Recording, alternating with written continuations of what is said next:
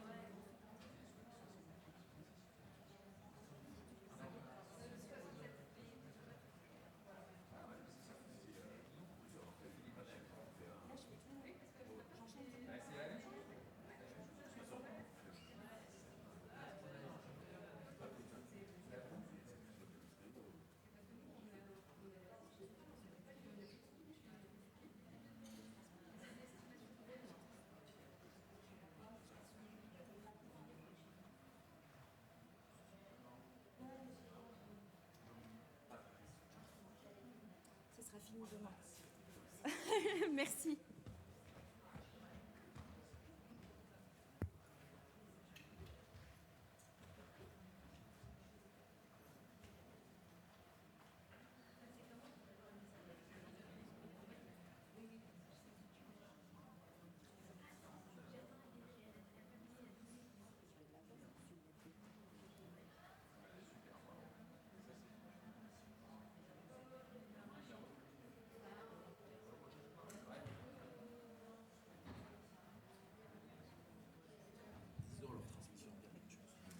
Pardon?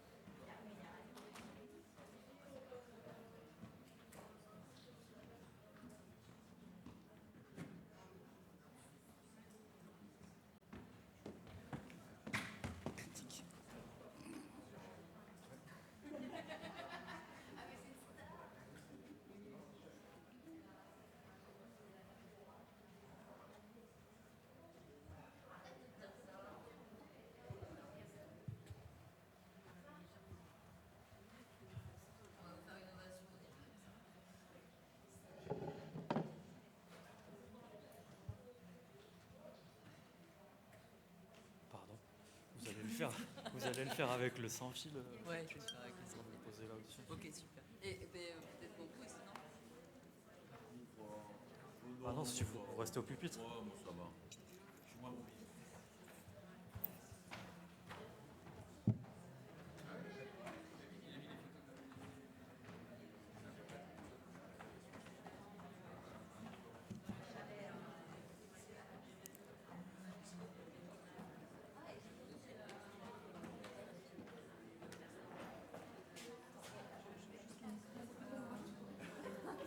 Ah oui, c'était pas mal tenté. Hein. Caché dans les... Parce que le fond, Bah oui, de toute façon, j'ai vu c'était en retard. J'ai parti avant la dernière. Ah oui, je suis parti avant. J'ai dit que ça allait durer. Ils sont là. Ouais, oui, ils sont là. Ils sont là. L'heure, les 24. Ouais, ok. D'accord, moi je vais leur dire. j'ai Camille est en train de parler. Camille est en train de parler. On va, ça me saoule parce qu'on va gérer la modération. Bah, en fait, elle est en train de présenter sur scène, la Camille. D'accord, très très. Ils sont en retard. Aucun souci.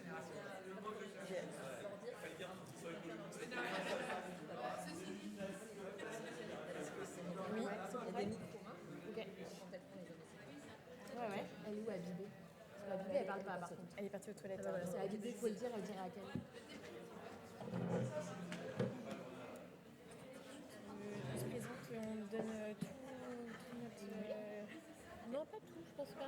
Non, je dis juste que je suis infirmière hygiéniste. Je dis pas où je suis. Je dis infirmière gynécologue et pilote qu'on va bouger. Je fais ça, ouais.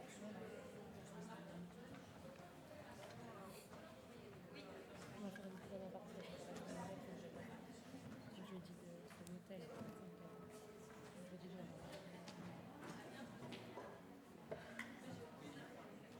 175 € la nuit, c'est un 2 étoiles. Vraiment, 8 hyper bien.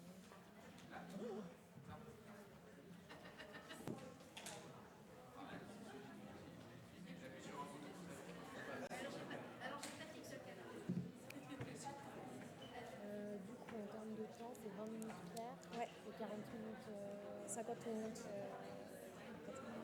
20 plus 50, ça fait 1h10 et ça fait que 10 minutes pour les questions. Ouais.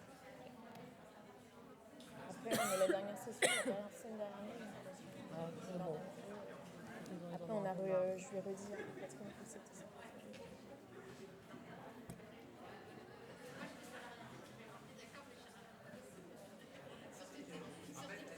Et j'ai pris au premier rang, ils sont stressés. C'est un peu stressé. Ah bon? Oui, je suis stressée, j'ai pas ça. Deuxième, j'ai fait celle de l'année dernière. C'est pas drôle. C'est toujours hyper stressant de prendre la parole devant du monde pour moi. Ça va passer. Ça va aller.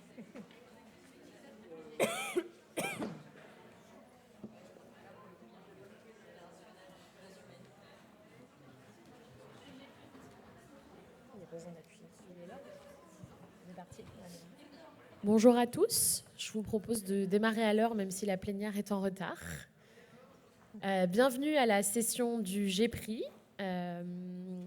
Nous avons gardé le thème de la communication.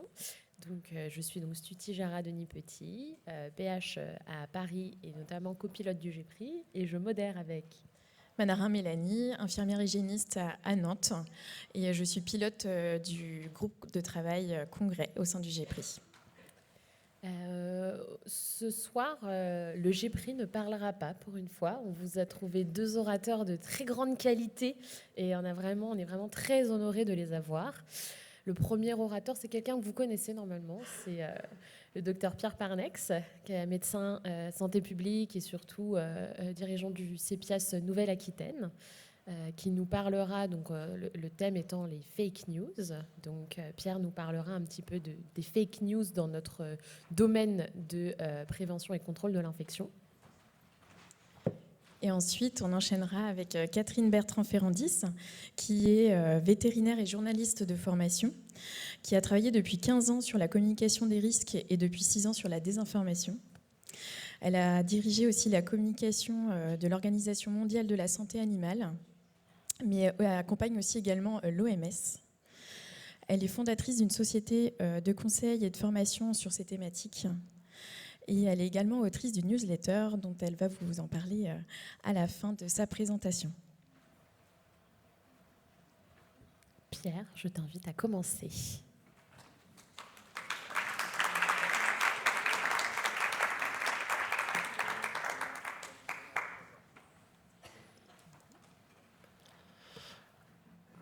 Merci mesdames, donc je suis très heureux et honoré d'être invité par le GPRI ce soir.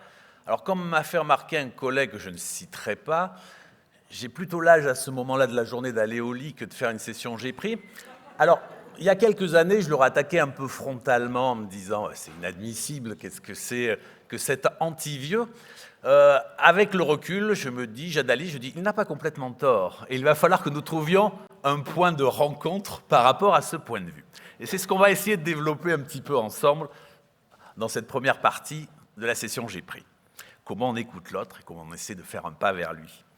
Donc, pour faire un peu de jeunes, j'ai quand même utilisé l'IA, parce que c'est le congrès de l'IA pour générer les diapositives. Donc, pour ceux qui ne connaissent pas Notebook LM, c'est d'une des IA de Gemini, l'IA de Google. Donc Notebook est très sympa, vous le nourrissez de tout ce que vous avez, des présentations, des textes, des publis, et vous lui dites ce que vous voulez qu'il fasse. Il peut vous faire des vidéos, il peut vous faire des podcasts, il peut vous faire des diaporamas, il peut vous faire des synthèses. Alors par contre, il fait un peu ce qu'il veut, vous ne le maîtrisez pas complètement, et chaque fois que vous lui demandez de refaire, il refait tout et différemment. Alors ça a des avantages et des inconvénients, mais à un certain moment, on se dit, c'est pas si mal que ça, Notebook. Allez, on part avec Notebook ce soir.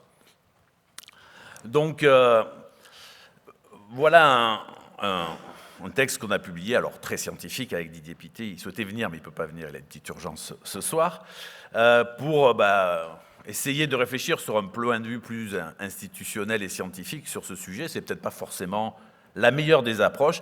Alors, je vais vous dire par exemple que hier soir, avec Mélanie Estouti, on a négocié que l'année prochaine, Didier Pittet soit l'animateur de Questions pour une friction. Donc, est-ce une info, est-ce une infox? Vous avez la soirée pour réfléchir et jusqu'à Strasbourg 27 pour avoir la réponse, puisque Didier n'est pas là en plus ce soir. Donc, moi j'ai été attaqué par les fake news. Dès que j'ai pris ma première présidence de l'SF2H, j'ai commencé en juin, dès juillet on en a eu une bonne attaque qu'on va revoir. Et finalement, après, ça n'a fait que s'amplifier et continuer au fil du temps. Donc, on a fini par se faire une philosophie. Je ne sais pas si on est bien meilleur qu'avant dans la réponse, mais en tout cas, on est plus serein. C'est déjà pas mal. Alors, la première, pour ceux qui ne s'en souviennent pas, c'était une étude que personne n'avait lue dans le monde, sauf quelques journalistes français. C'était à l'époque, en fait, il y avait quelqu'un qui avait eu l'idée de mettre sur des personnes qui faisaient un test, beaucoup d'SHA sur les deux mains et de leur coller des tickets de caisse de supermarché. Et ils attendaient pendant 4 minutes comme ça, et à un moment miracle, ils faisaient un prélèvement de sang, et il y avait du bisphénol A dans le sang des patients. Alors, le bisphénol était sur les tickets de caisse, et l'interface chat, évidemment, faisait passer en humidifiant à travers la barrière cutanée. Donc, bon, rien de quoi s'émerveiller. Bon, c'est vrai que dans la vie courante, les gens qui arrivent avec des tickets de caisse et plein de chats sur les mains qui attendent 4 minutes, c'est assez rare quand même. On peut toujours voir de tout, mais c'est assez rare. Mais pour autant, la synthèse du journaliste, c'était « il y a du bisphénol A dans les solutions hydroalcooliques et c'est super dangereux ». Donc à partir de là, on a essayé de se dire comment il va falloir attaquer ça, comment il va falloir expliquer que non, il n'y en a pas du tout. En France, en plus, Ségolène Royal était passé par là, il n'y avait même plus de bisphénol dans les tickets de caisse, donc c'était le pays le moins exposé. Mais pourtant, l'arrivée, c'était ça le message, et ça avait fasciné tout le monde. Et comme toujours dans ce cas-là, vous essayez d'aller vers les journalistes pour expliquer. En général, ils vous donnent un droit de réponse, mais là où il y a eu 10 000 vues sur la page avec la fake news, il y en a 100 sur la page avec votre réponse. Donc évidemment, l'impact n'est pas du tout le même. Ça n'a aucun intérêt de dire plutôt la vérité, en plus quelque chose qui n'est pas exaltant, parce que si on ne meurt pas tout de suite avec la solution hydroalcoolique, ce n'est pas très marrant. Donc, mais ça nous a fait une bonne idée, et on a continué à avancer avec cette vision-là, et on a traité de fake news en fake news, on s'est amélioré pour débugger tout ça. Et bon, j'arrive un peu vers les dernières, parce qu'on ne va pas passer toute la vie des fake news. Celle-là, c'est un peu ma préférée, en plus elle enchaîne avec les autres. Donc là, je passe quand même à l'émission Allô Docteur, donc c'est la fierté de mes filles. Comme dirait la deuxième avec un enthousiasme majeur, « Ouais, papa, ça passe ». Mais j'étais quand même content. Février, donc j'avais dit que la SHA, c'est super, c'est pas toxique, c'est génial. Mars, donc on n'est pas loin, c'est le site internet de Allô Docteur, et je vois un truc, je me dis, ça sent pas bon, ça, le titre est pas engageant, ça va aller mal pour nous, donc cancer, risque pour le fœtus, etc. Et, boum, alcool à risque dans les solutions hydroalcooliques. Donc d'entrée, c'est le truc pas sympa quand même, cancérigène, tératogène, SHA, ça fait pas rêver toute la nation. Donc, comme d'habitude, on essaie de voir d'où ça vient. Alors, ça vient du BEH, de Santé publique France, c'est quand même quelque chose de sérieux, qui ont fait une grande enquête sur les solvants à risque. Et certains solvants sont cancérigènes, on le savait déjà, donc ok, très bien. Alors après, ici, de référence en référence, il fallait aller voir donc, sur le CIR qui va nous donner les éléments et les solvants cancérigènes. Et donc, les boissons alcooliques, on trouve, mais jamais les solvants. Donc on était passé du solvant très à risque à un article qui était basé sur les boissons.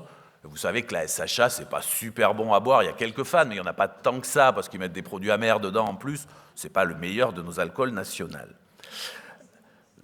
Ouais, ça passe de temps en temps aussi, ouais, t'as raison, c'est pas faux. Donc, on était passé du solvant, et donc on nous disait, les journalistes, direct, c'était les solutions hydroalcooliques qui sont cancérigènes et tératogènes. Donc, ils nous ont renvoyés vers la Summer 2010. Ça pourrait être un tube sympa de l'été, mais que personne n'avait jamais lu. Mais si vous allez sur la Summer 2010, bon, maintenant il y en a d'autres de Summer, Vous voyez, tous les solvants, ils n'avaient absolument pas l'alcool.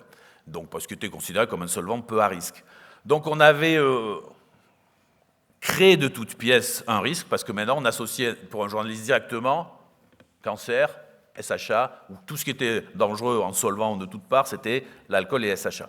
Alors, bon, c'est vrai qu'on essaie d'argumenter, il y a des données toxicologiques avec des valeurs maximales d'exposition pour l'éthanol qui sont connues dans les pays, dont la France, hein, évidemment, en milieu professionnel. On réexpliquait ça, tout ça sur le site internet de la SF2A, j'avais appelé ça le combat sans fin, mais pour autant, ça ne diminuait pas. Puis, à l'époque, on commençait, nous, on avait eu, je me souviens, dans le Sud-Ouest, une infirmière à qui son médecin général avait eu, hélas, une malformation chez son enfant, et le médecin lui avait dit que ce n'était parce qu'elle utilisait des SHA. Donc, c'est chaud. Alors tout ça, ça nous a quand même créé de la nuisance, hein, il ne faut pas se leurrer. Hein. Quand Anne-Gaëlle Venier, ma collègue, lance avec Pulp Friction, avec la mission Matisse, on voit bien que dans l'hésitation et dans les freins à l'usage de la solution, la plupart, c'est la dangerosité, la toxicité qui revient très très souvent dans les images. Et vous savez bien que vous avez eu même dans les IFSI des jeunes qui arrivaient qui disaient « moi, jamais des SHA, c'est trop dangereux ». Donc on a eu quand même un vrai impact, et on a vu, on parlait de l'ICHA hier, une diminution de la consommation des solutions hydroalcooliques dans les CHU, après 2016-17, là, ces années bad buzz intenses. Alors, évidemment, à l'époque, on était jeunes et naïfs, surtout moi, enfin pas si jeune que ça, mais naïf sûrement, et on se disait, c'est vrai qu'on va essayer de se parler, mais en fait non, on est sur deux moules différents, et le noyau dur des deux moules n'est pas forcément plus souple d'un côté que de l'autre. Hein. Le scientifique qui est très rationnel, il croit en ses études, en sa théorie, et alors l'amateur de fake news ou celui qui résiste à la pensée scientifique est encore plus résistant. Alors de temps en temps, moi je suis un peu périphérique dans le domaine, j'essayais quand même d'échanger avec ces gens qui m'insultaient, mais ça marche assez peu, hein, parce qu'en fait, la frange dure qui vient vous voir, normalement, on ne se croise pas, hein, si les algorithmes sont bien faits, mais quand ils viennent vous voir, c'est plutôt pour vous insulter, et quand vous leur répondez, ils vous insultent encore plus, parce qu'en fait, la seule chose qu'ils attendent, c'est qu'on leur dise qu'ils aient raison, sinon tout le reste, ça ne les intéresse pas. Donc c'est vrai que c'est, on verra dans la deuxième intervention, si ces deux mondes peuvent se rencontrer et comment à un moment, mais c'est quelque chose qui nous a interpellés. Après, c'est vrai que j'ai un peu lâché prise sur les anti-vax et tous les autres, parce que c'est un peu sans issue. Et des fois, il y en a même qui arrivent à vous faire de la peine, ce qui est dommage. Alors après, on a eu toute cette affaire qui est passée l'éthanol au niveau européen, donc passant de la fake news qu'on combattait à ce qui pouvait être une décision officielle européenne, c'est-à-dire un marquage cancérigène et tératogène par l'Agence européenne des produits chimiques, puis par la Commission européenne de l'éthanol. Donc là, évidemment, on était un peu traumatisés. Là encore, on a vu des mondes s'affronter. Alors, c'est plus scientifique versus disons, les gens qui sont croyants dans les fake news et qui, disons, sont anti quelque chose à un moment donné. C'est une pensée scientifique versus une autre. C'est la santé versus l'environnement. Donc, deux mondes scientifiques, dont un pense que faire la journée du 5 mai, c'est ce qu'il y a de mieux dans la vie et promouvoir l'hygiène des mains, et l'autre pense qu'interdire totalement l'usage de l'éthanol dans les biocides serait quand même bien pour la santé de toute la population. Donc ça a été intéressant, parce qu'on s'est confronté à d'autres choses, à d'autres façons de voir, et plus chez l'antivax, où on peut dire, toi, tu es un crétin de base, tu ne comprends rien à ce qu'on dit. Là, c'est deux mondes scientifiques avec des agences européennes, et on a appris à travailler avec des politiques, avec des gens un peu différents, pour faire évoluer la chose. Alors vous savez qu'on a eu gain de cause au final, donc c'est très bien. Alors, ça va continuer encore un peu parce que l'Europe est complexe, mais ce qu'on a vu là, c'est qu'à un moment donné, Axel Kramer avec Didier Pittet ont produit, toutes les sociétés savantes en 2024, un article très bien fait pour dire pourquoi c'était une hérésie de bannir l'éthanol. Pour autant, il n'a eu aucun impact sur la démarche européenne, parce que dans le monde d'en face, personne ne lisait cet article et ça n'intéressait personne. Et il y avait des philosophies de dire, oui, non, on comprend que c'est super important pour vous, mais quand même, c'est cancérigène et tératogène, l'éthanol. Point. Certes par ingestion, mais quand même, dans l'absolu, c'est une molécule dangereuse. Et il y a un gradient européen, puisque les deux seuls pays qui se sont accrochés jusqu'au bout et qui continuent encore au concept, c'est la Suède et les Pays-Bas. Donc il y a aussi des visions culturelles européennes extrêmement différentes. Alors, un autre point que je souhaitais aborder aussi pour mettre ce débat un peu de la fake news un peu plus élargie, c'est par exemple l'obligation vaccinale contre la grippe.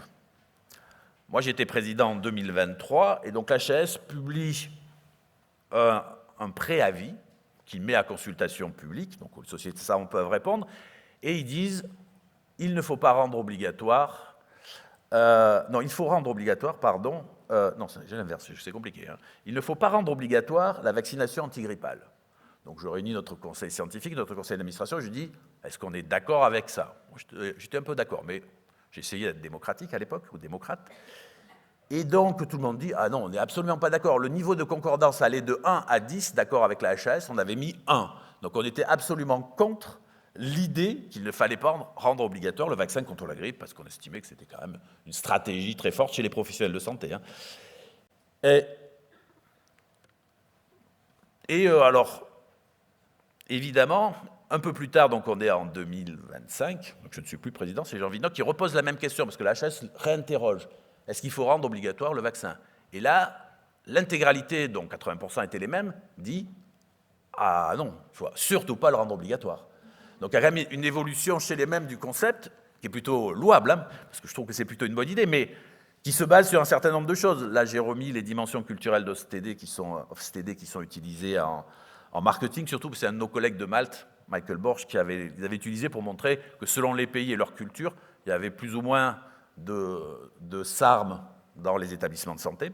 Et dans le Sud, c'était un peu moins bien. Et nous, en France, dans cette dimension, on a un profil assez particulier qu'on trouve assez peu dans les pays dans le monde. C'est l'association individualisme élevé, donc chacun pour soi, versus forte distance au pouvoir, c'est-à-dire tous les dirigeants sont pourris. Et quand vous avez cette association merveilleuse, vous avez en face de vous des gens qui vous écoutent, avec un sourire sympathique, mais qui en eux pensent, de toute façon, moi je connais mieux que lui le sujet, et jamais je ferai ce qu'elle me dira, ou ce qu'il me dira. Donc c'est des gens que vous avez, on n'est pas tous comme ça en France, mais c'est des gens que vous avez peu ou prou aussi en face de vous, donc c'est pas facile non plus de s'adapter. Évidemment, on a pris la réalité culturelle, c'est-à-dire France 20% de professionnels de santé vaccinés, Australie 85%. Quand on rend obligatoire, quand même, il faut obliger les gens tous les ans à se vacciner. S'ils ne sont pas vaccinés, il faut aller évaluer pourquoi, les changer éventuellement de service. Vous voyez un petit peu la facilité du système. Donc évidemment, on se retrouve confronté aujourd'hui, alors en 2 ans, c'est vrai que le système ne s'est pas amélioré, à la prise en compte aussi des réalités, c'est-à-dire l'opinion absolue peut être intéressante, la déclinaison et la mise en œuvre peut être difficile. Imaginez, vous avez 70% de vos professionnels de santé qui ne sont pas vaccinés, qui refusent de se faire vacciner contre la grippe. Vous allez devoir évaluer chacun dans la saison hivernale et dire qu'est-ce qu'on fait des non-vaccinés, comment on les gère. Vous voyez un petit peu la performance de tout ça. Donc, la décision qui se profile, c'est peut-être de revenir encore à l'obligation vaccinale des professionnels qui sont en charge de soigner des personnes âgées. Il y avait déjà eu un arrêté sur ça qui avait été tout de suite supprimé devant le tollé que ça générait et l'impossibilité à le mettre en œuvre. Donc on verra si on fait mieux. Mais, donc nous, on est revenu plus pragmatique, on a nos socles de prévention et on veut inciter les gens à aller s'améliorer, à faire mieux, et donc toucher dans le système la frange de ceux qui sont accessibles au dialogue, si on peut dire. Alors l'idée que j'ai retenue, ou l'évolution que j'ai eue de ma pensée, c'est que on n'est plus là pour dire, vous le savez, ça c'est bien, ça c'est pas bien, vous devriez faire comme nous. Aujourd'hui, on est là pour ouvrir un espace de réflexion, générer de la confiance vis-à-vis de l'autre, c'est mieux, et au moins amener les gens à réfléchir à une situation, à se renseigner, à poser des questions, à trouver diverses sources d'informations pour construire une décision qui a au moins une base. Alors on s'était fait une petite méthode quand même pour essayer de lutter contre les fake news. Elle était un peu scientifique, mais déjà de lire ce qu'il y a dedans, c'était la base pour, à chaque fois, on trouvait des articles qui n'avaient aucun sens et aucune application dans la vie courante et dans la vie pratique. Analyser le contenu scientifique ou pas, on nous dit hop, ça y est, les entérocoques résistent à l'alcool, donc aux solutions hydroalcooliques, mais en fait ils résistaient à une dose de 5%, et à 5% n'est pas une solution hydroalcoolique. Toujours contextualiser, ce qui est vrai dans un pays, pas forcément vrai, s'il y a du bisphénol A sur les tickets de caisse aux États-Unis, il n'y en a pas en France. Analyser cette culture et comprendre aussi pourquoi les gens résistent et pourquoi ça les embête de faire un certain nombre de choses, et savoir communiquer. Donc bon, maintenant on a le Gepri, on est sur TikTok, la fête est belle en permanence, mais avant c'était plus dur, hein, parce que moi j'ai connu l'époque pré-Gepri. Certains pensent que ça n'a pas existé, mais ça a existé, hein. Donc voilà un peu tout ce qu'on a essayé de faire, et je pense qu'il faut quand même toujours continuer à avoir une position scientifique officielle, c'est le rôle d'une société, sur des infox, parce que même pour vous, quand vous allez au contact des professionnels de santé, c'est bien que quelqu'un ait pris le temps d'analyser l'idée que l'étude source était erronée, et ça c'est quand même important de le faire. Alors il y a un peu moins quand même d'infox qui sortent en permanence sur les SHA, mais au tout début de la crise Covid, une des premières ressorties, c'était cancérigène, tératogène, dès le début, quoi. Alors après, les gens avaient tellement peur, il manquait de solutions, qu'ils étaient prêts à l'acheter 100 € le flacon, mais ça, c'est une autre philosophie et un autre contexte du moment.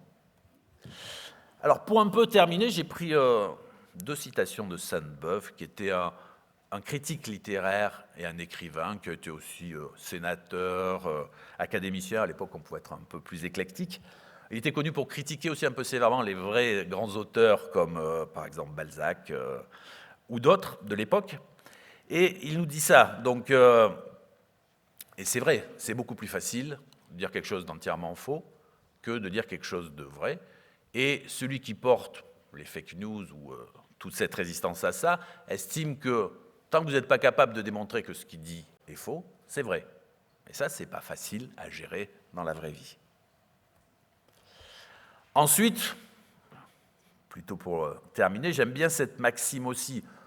Au départ, on était sûr qu'on avait raison envers et contre tout. On a quand même un peu évolué. On a vu que même en Europe, officiellement, on était prêt à nous interdire les SHA, les classifier comme tératogènes et cancérigènes, ce qui quand même nous a amené à réfléchir que la vérité de l'un n'est pas forcément la vérité de l'autre.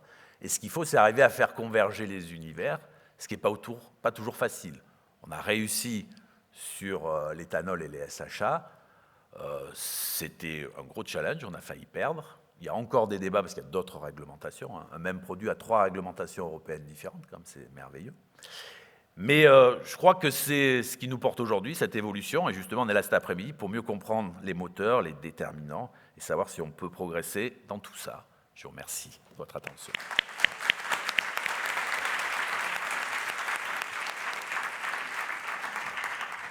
Merci beaucoup Pierre. Je vous propose d'enchaîner et on fera les questions à la fin.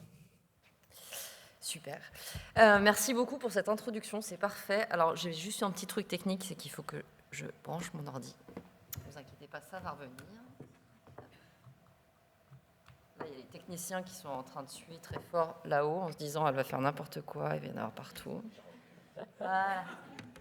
Ça va, messieurs, regardez. Hop, voilà.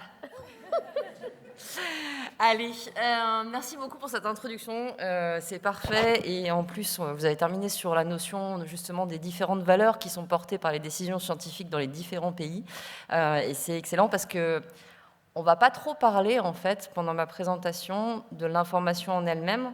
Vous allez voir que je vais vous contextualiser cette fake news dans son environnement. Et ça va être toute la démarche qu'on va faire ce soir ensemble, c'est de dézoomer pour essayer de comprendre comment est-ce que justement on peut se retrouver au final, pas à se combattre sur c'est vrai, c'est pas vrai, c'est faux, enfin bref, mais à reconnecter avec l'environnement dans lequel prennent place ces fake news. Pourquoi est-ce que je raconte tout ça aujourd'hui? C'est que, comme vous l'avez compris, j'ai bossé beaucoup en communication des risques. J'ai accompagné beaucoup de pays, de services vétérinaires, de services de santé publique, sur comprendre la communication des risques. Pourquoi est-ce qu'on ne comprend pas tous le risque de la même façon? Et c'est exactement ce que vous nous décriviez. Et je me suis un peu heurtée à un moment à me rendre compte que le contexte dans lequel cette communication est faite, des fois, joue quasiment plus que l'information en elle-même ou le fait scientifique en lui-même. Donc on va en parler aujourd'hui. Est-ce que ça marche? Ça marche. Alors la fake news, ou la rumeur, ou peu importe comment est-ce qu'on l'appelle, elle n'est pas nouvelle. Et là, vous voyez sur cet écran, donc vous, c'est votre gauche, sur la gauche, que pour les vaccins, par exemple, c'est quelque chose qui est très, très ancien. Par contre, juste, les joueurs ont changé. Et cette image, je l'ai créée, je crois, il y a 1 an ou un peu plus d'1 an pour la SFMU. Aujourd'hui, elle serait encore plus belle et encore plus réaliste à l'écran pour les IA qui veulent bien utiliser ces visages-là. Mais vous voyez plusieurs types de joueurs autour de la table qui vont donc être assez puissants et donner beaucoup de marge de manœuvre à cette fake news. Les outils pour créer les fake news ont aussi énormément changé. Si vous voulez en créer une demain, il n'y a rien de plus facile et quelque chose d'extrêmement crédible. Donc vous avez là sur votre gauche un deepfake qui a été fait du créateur du Nutri-Score hein, et qui a été diffusé, etc. On l'a pas mal vu hein, dans les médias parce qu'il a témoigné de son expérience de se voir faussement à l'écran. Et vous voyez sur votre droite plusieurs types de fake news qu'on peut croiser. Alors là, c'est surtout sur les réseaux sociaux, mais vous avez l'affiche un peu de propagande ou le post très de propagande qui va persuader les déjà persuadés, on va dire. Vous avez quelque chose d'un peu ludique, comme les fausses affiches du ministère de la Santé en bas sur le vaccin de la grippe, hein, affiches détournées. Vous avez des formations qui vont vous expliquer comment mieux utiliser votre utérus. Vous avez des faux chiffres, des infographies, etc. Ça prend plein de formes différentes. Et tout ça, c'est hyper accessible aujourd'hui. Donc on va en avoir encore et ça continuera à nous poser problème. Voilà. C'est pas nouveau et aujourd'hui, encore dans notre monde qui s'accélère, ce n'est pas nouveau non plus, puisque dès le début de la Covid, c'est vrai qu'on a l'impression que c'est un peu un tournant, la Covid, mais en fait, on savait déjà que ça allait poser problème, puisque dès le début, dès février 2020, le directeur de l'OMS avait témoigné en disant, enfin, avait appelé à faire attention en disant qu'on n'allait pas faire face seulement à une épidémie, mais aussi à une infodémie. Donc ce concept d'infodémie qui avait été créé il y a longtemps, il y a quasiment 20 ans, hein, sur tout ce qui était digital. Hop. Ce concept d'infodémie a été élargi non seulement à ce qui est digital, mais aussi tout ce qui est hors ligne, en fait.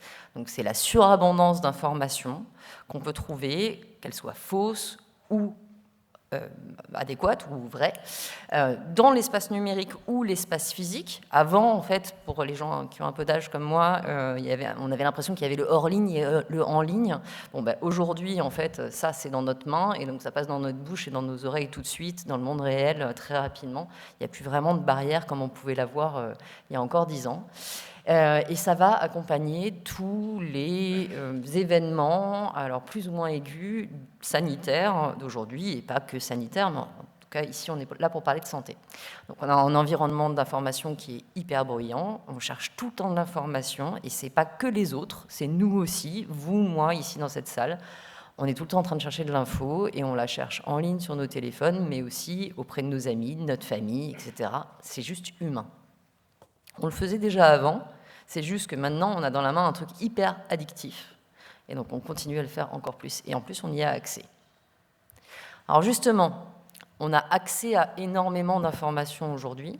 Il y a une vraie libération de l'information qui avant était en fait un pouvoir. Hein. Avoir l'information, c'était avoir le pouvoir. Aujourd'hui, c'est avoir la bonne information.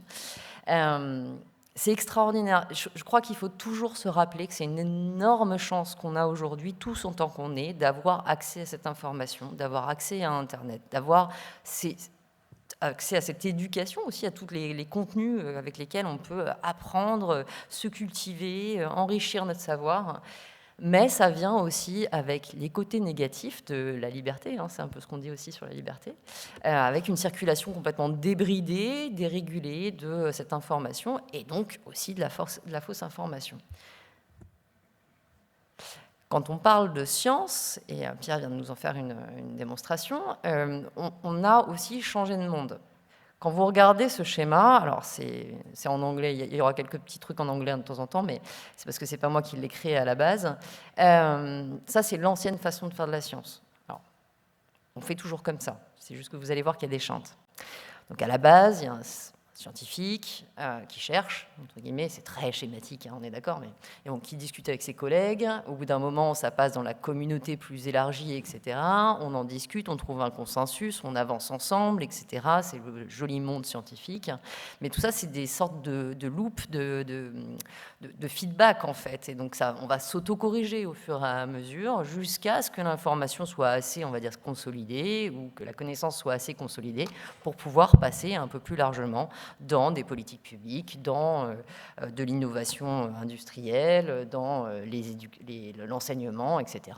Et idéalement, au bout, tout ça bien vulgarisé, bien joliment packagé, va arriver jusqu'au grand public. Bon, ça ne se passe pas comme ça en vrai, et encore moins aujourd'hui. Aujourd'hui, on a des chantres de partout. Le premier chantre, c'est qu'on vit dans une économie de l'attention. En fait, le but, ce n'est plus, enfin, ce qui crée de l'argent, ce n'est plus de produire quelque chose, parce que c'est très facile de produire, mais c'est de capter votre attention. Et donc, on va vous retenir sur les sites internet, on va vous retenir sur les réseaux sociaux, on va aller manipuler votre cerveau pour que vous restiez bien accroché. Et l'info scientifique, elle est hyper sexy pour ça. Ça va aussi très bien avec le journalisme 24/24, 7 jours sur 7. Hein. On l'a vu pendant la Covid, il fallait donner l'information super vite et être les premiers à utiliser un préprint. L'accès facilité au préprint, justement. Il y a beaucoup de rapports et de données scientifiques qui peuvent être analysés, pas forcément avec les bonnes lunettes et pas forcément avec les bonnes clés de compréhension, et donc se retrouver dans le grand public de façon, en étant modifiés ou mal interprétés. Les IA, hein, vous savez, je pense que tout le monde sait dans la salle, et sinon on pourra en parler tout à l'heure si vous voulez, que les IA s'alimentent de tout ce qui est en ligne et puis vont aller processer ça, nous en faire un joli gloubi-boulga de vulgarisation, hyper bien fait, là, c'est sûr, de mieux en mieux d'ailleurs, mais il n'empêche que au passage, on a quand même une interprétation qui peut laisser à désirer. On en reparle pendant les questions si vous voulez, je n'irai pas beaucoup plus loin dessus, mais... et le dernier chantre, entre guillemets, qui fait qu'on n'a pas toutes ces loupes d'autocorrection, c'est aussi la valorisation individuelle de certains individus qui ont un ego un peu plus gros que celui des autres. Le microblogging, c'est-à-dire toutes ces plateformes où en fait on peut mettre à disposition sa pensée, son savoir, etc. de tout le monde, alors pour le meilleur encore une fois et comme pour le pire. Et puis tout ce qui est contenu de marketing. Alors quand on parle de marketing, on pense souvent à la façon dont on fait le paquet pour les boîtes de gâteaux ou ce genre de choses. Mais ce qu'on appelle le content marketing, c'est tous ces textes et tous ces contenus qui sont créés pour Internet, de façon à faire remonter, par exemple, les contenus de telle ou telle boîte, telle ou telle industrie, telle ou telle entreprise, dans le référencement de Google. Okay, de Google ou peu importe le moteur de recherche, mais Google drive quand même ça pas mal. Et maintenant, c'est la même chose avec les IA, donc c'est-à-dire qu'on crée du contenu pour créer un contexte d'information qui va faire que votre entreprise va ressortir en premier quand on cherche sur tel symptôme, maladie, peu importe si on reste sur de la santé ou recherche de produits, et que ce soit vous qui ressortiez en premier. Donc tout ça, ça crée beaucoup, beaucoup de bruit, et c'est pas seulement du bruit des réseaux sociaux, c'est aussi toute la façon dont est faite l'information derrière et l'objectif. Et puis on a l'amplification politique. Et on va y revenir dans 2 secondes, des récits, parce que celle-là, elle joue beaucoup. Alors, est-ce que vous connaissez la différence entre désinformation et mésinformation? Si vous avez fait un peu attention, j'ai utilisé les 2 mots. Et la différence est très importante. Est-ce que vous connaissez la différence? Vous pouvez parler fort. Alors, il y a quelqu'un qui a dit oui. Allez-y, c'est quoi la différence? Ouais. Les mésinformations, on peut faire une erreur en utilisant de bonne foi une fausse information. Très bien. Merci, madame. Bravo. La réponse était la bonne. Donc, la désinformation, celle que vous allez sur votre droite, je vais y arriver, c'est une fausse information qui est créée, qui est circulée, qui est vraiment designée pour nuire, c'est-à-dire pour tromper, pour avoir une action vraiment consciemment. On sait qu'on fait quelque chose de faux et qu'on le circule de façon fausse. Pour des fois vendre aussi, pour plein de raisons.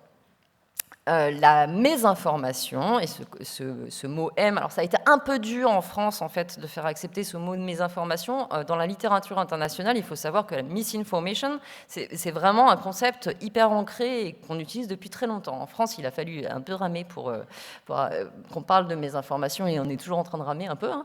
Mais c'est une information fausse, c'est très important en santé.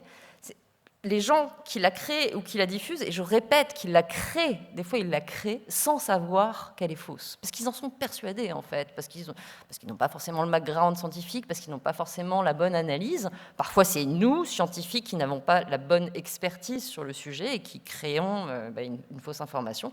Et donc on la diffuse sans aucune intention, et je rejoins complètement madame, et avec même toute la bonne volonté du monde en fait. Et c'est important, vous allez voir après, pour la façon dont on gère, puisque l'objectif de cette présentation est aussi de vous montrer comment on gère ça.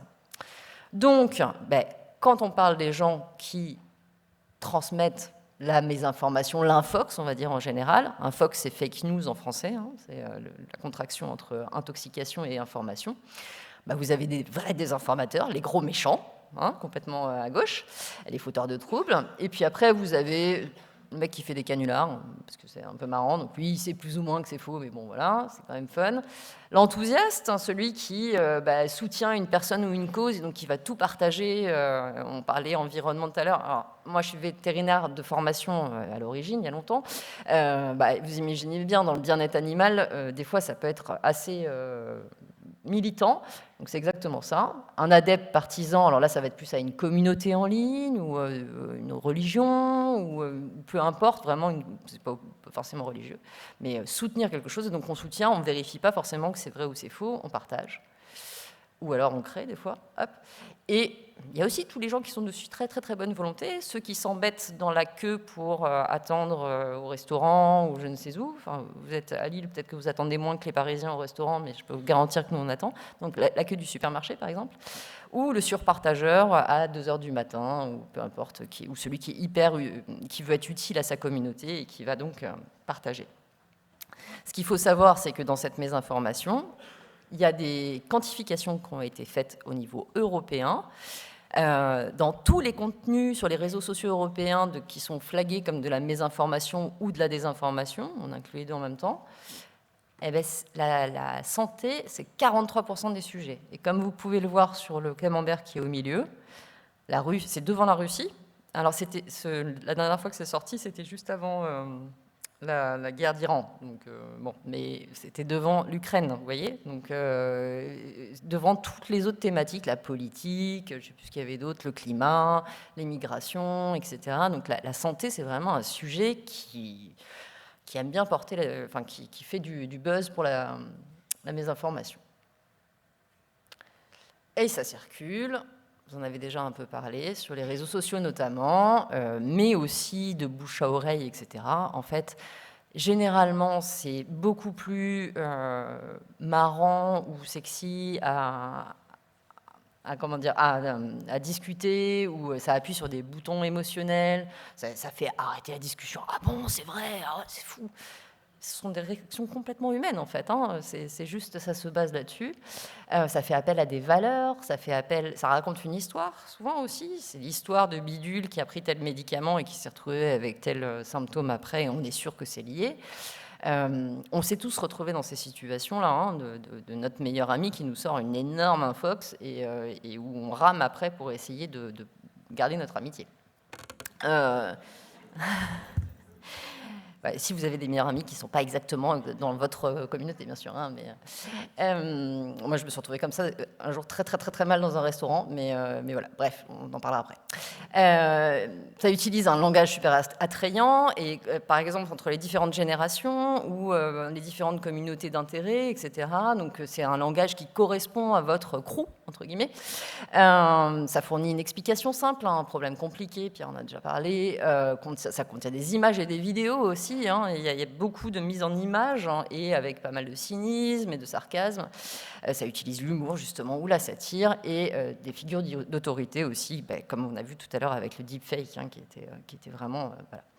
Et surtout, ça mélange des sujets nationaux, ou internationaux d'ailleurs, et des sujets hyper locaux. Et donc, c'est très compliqué à aller une par une, désancrer. Pour finir, parce que sinon c'était pas rigolo que ce soit pas complexe, ça porte énormément, il y a beaucoup de choses qui se passent en fait entre l'information que vous voulez délivrer, et donc c'est la personne que vous voyez complètement là, sur la gauche, elle est avec son microphone et ses données scientifiques, et puis pour atteindre les personnes qui sont complètement à droite, au milieu il y a tout un mur de valeurs, comme on le disait, de normes sociales, d'émotions, qu'est-ce qu'il y avait de création de sens, et j'ai entouré deux choses, l'expérience. Et ça, quand on est, encore une fois, on revient au système de santé. Je ne suis pas trop longue, c'est bon ? Ok. Quand on revient, j'essaye de timer, mais quand on est au système de santé, c'est très important l'expérience du système de santé. Et aujourd'hui, on sait tous qu'il y a des tensions, et on sait tous que ce n'est pas forcément évident d'avoir du temps pour les patients, etc. Et puis il y a eu des scandales, et puis il y a eu plein de choses. Donc ces expériences-là sont des choses qui laissent des traces et qui viennent contrecarrer en fait les discours et qui n'ont rien à voir avec le fait scientifique ou avec la data scientifique qui est derrière. À la base, avant d'avoir la mésinformation et la désinformation, il faut se rappeler qu'il y a des questions, et puis il y a des inquiétudes, et puis il y a des manques de réponses et des vides d'informations. Et c'est dans ces vides d'informations, et c'est pour répondre à ces questions et à ces inquiétudes que la mésinformation et la désinformation va prendre la place. Okay ? Donc, plus on attend pour gérer les questions, les inquiétudes et les vides d'informations, plus on laisse s'amplifier les narratifs, et plus c'est difficile de les gérer. Et je crois que c'est juste après, voilà. Ça, c'est un exemple qu'on avait créé avec, je ne sais pas si vous la connaissez, Océane Sorel, the French virologist, qui est aussi une vétérinaire comme moi et avec qui je travaille régulièrement. Et je ne sais pas si vous avez entendu parler d'une maladie contagieuse, enfin, pour les vaches, une maladie qui s'appelle la dermatose nodulaire. Vous en avez entendu parler. On avait fait un numéro spécial dessus parce que c'était un vrai cas d'école en fait en termes de fake news et la façon dont, enfin de fake news d'infox, la façon dont ça avait circulé aussi au niveau du grand public comme du monde agricole. Et donc en premier, vous aviez les experts qui venaient vous expliquer on va abattre les vaches parce que c'est ce qu'il faut faire, il faut éradiquer, etc. Machin. Le public quand même. On éradique les vaches chez les éleveurs et tout ça, c'est un peu choquant quand même, hein, c'est un peu hardcore, quoi. Le public commence à avoir des questions, des interrogations. Les experts sortent pas vraiment à ce moment-là vraiment de leur position d'expert, ils continuent à expliquer, mais pas... Voilà, on aurait pu faire un peu plus. Par contre, les politiques, eux, ils sont engouffrés dans le truc, et aussi la désinformation, parce qu'on a vu, quand on a analysé qui parlait sur les réseaux sociaux, il y avait beaucoup de bots aussi qui venaient potentiellement de l'étranger et très très à l'est de notre... voilà. Mais les politiques aussi très très fortement, qui ont pris la parole et ont commencé à faire un lien entre l'histoire de l'abattage des vaches et de la maladie, et puis il ne faut pas faire confiance à ce gouvernement.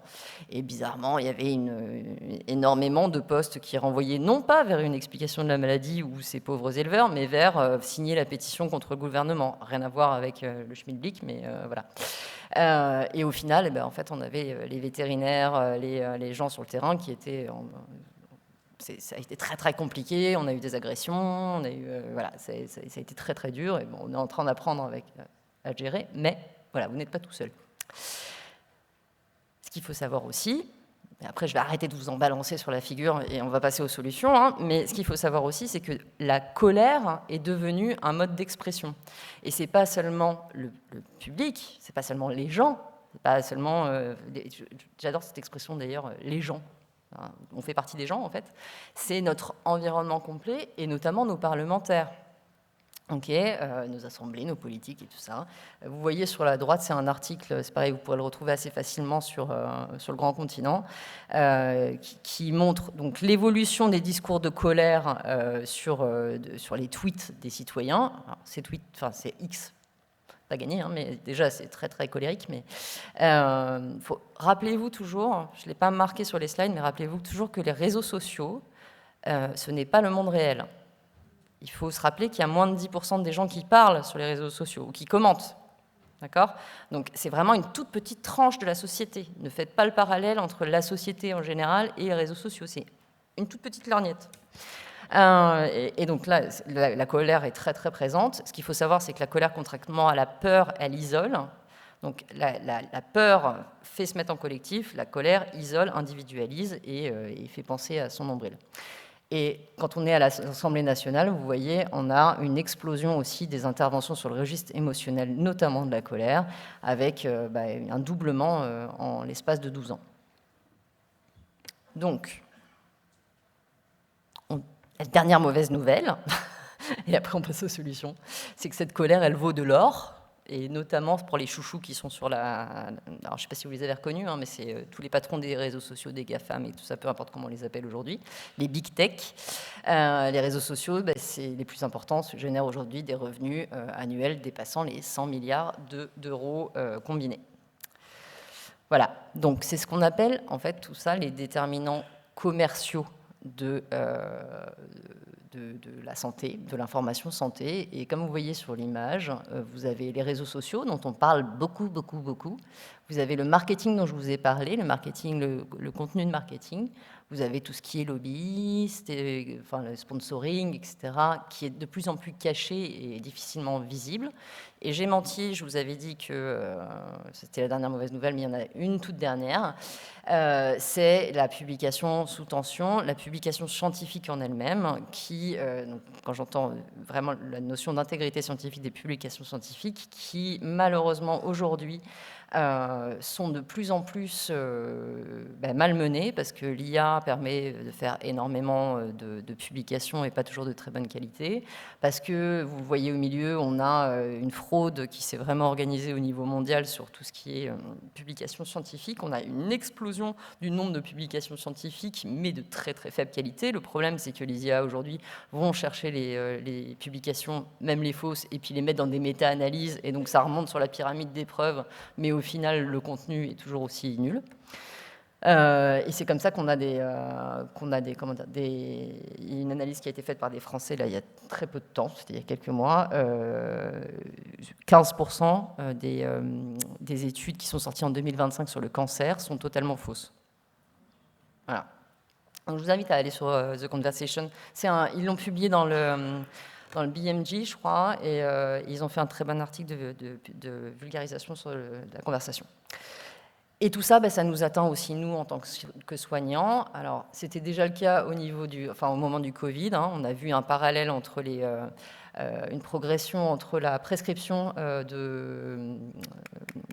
d'hydroxychloroquine et puis le nombre de tweets qu'il mentionnait. Donc, il y a aussi une sensibilité qui vient de nous-mêmes et aussi de la demande du patient, hein, bien entendu. Mais voilà. Donc, on est tous, en fait, sujets à ça et on est tous dans le même bateau de cet environnement d'information qui est déterminé à la fois par le commerce, par la disponibilité des informations scientifiques, par l'accessibilité de ces informations aussi, par la façon dont on maîtrise leur analyse et leur accès, et par, bien entendu, la régulation qui est derrière. Ça, c'était pour bien vous déprimer. D'accord ? Maintenant, c'est réussi ? Je suis désolée. C'est un peu mon rôle aujourd'hui. Mais l'avantage, en vous montrant ce dézoom-là, c'est pour vous montrer à quel point on est tous plongés dans ce nouveau monde et comment est-ce qu'on peut en faire une force pour reconnecter avec nos concitoyens et même les très très compliqués à gérer dont on parlait tout à l'heure. Alors, la confiance. À votre avis, je vais vous faire jouer, sortez vos téléphones. C'est le moment d'être actif.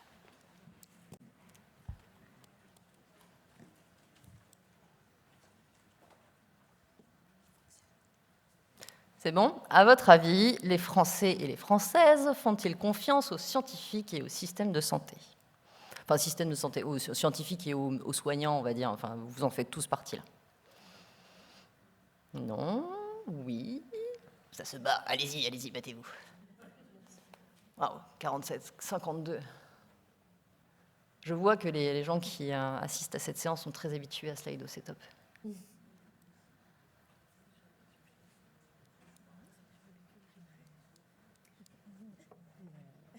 Allez, encore 2 secondes.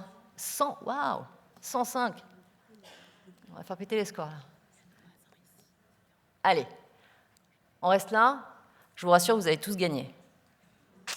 C'est cool, hein ? On a bien commencé. Je vous avais dit que ce serait plus fun la deuxième partie. Alors, vous avez tous gagné, c'est quand même pas joyeux. Donc, en gros, le bof, vous avez raison. Mais C'est oui, mais non. On entend énormément, les gens font plus confiance à la science. C'est faux. Les gens font confiance aux scientifiques, en fait. Moins qu'avant, c'est vrai. Ils ont peut-être les yeux un peu plus ouverts aussi. Mais, donc ils se posent des questions. C'est pas mal de se poser des questions, en fait, au bout du compte.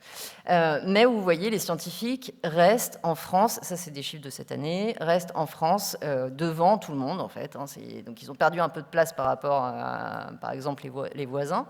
Mais ils sont toujours devant tout le monde. Donc, et ça, c'est la même chose, on retrouve les mêmes chiffres, pas exactement les mêmes chiffres, mais en tout cas la même tendance.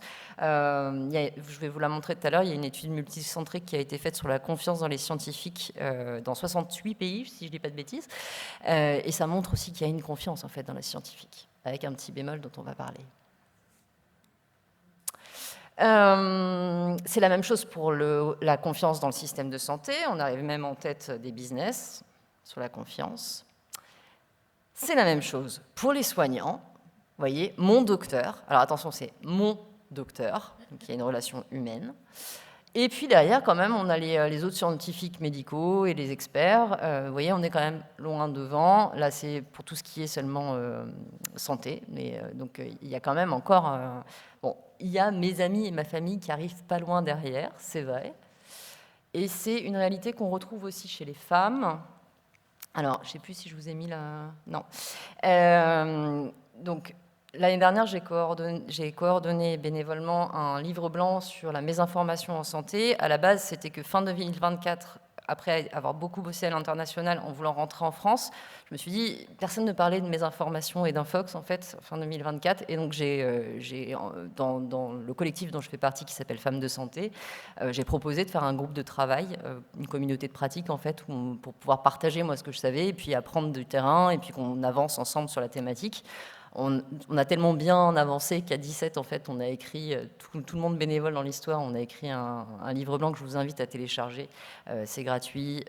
Voilà, si vous voulez en parler. Il y a une double page d'un sondage CSA sur la perception des femmes sur leur santé, et notamment sur tout ce qui est Infox, qui est au centre de ce livre blanc, parce qu'on l'a regardé, l'environnement d'information, et on a aussi plongé dans la thématique de la santé des femmes, qui est assez spécifique. Donc on a près de 3 Françaises sur 5, c'est à peu près la même, c'est un peu moins sur les deux sexes, mais voilà, près de 3 Françaises sur 5 qui pensent avoir déjà pris une décision de santé basée sur une Infox, et quand vous leur demandez la source, en premier c'est Internet, mais après arrive le professionnel de santé, les institutions de santé. Donc c'est quand même pas GGN, d'accord ? Et ça, on le retrouve en population générale. Alors c'est Edelman aussi, les chiffres que vous avez vus juste avant, qui l'avait fait.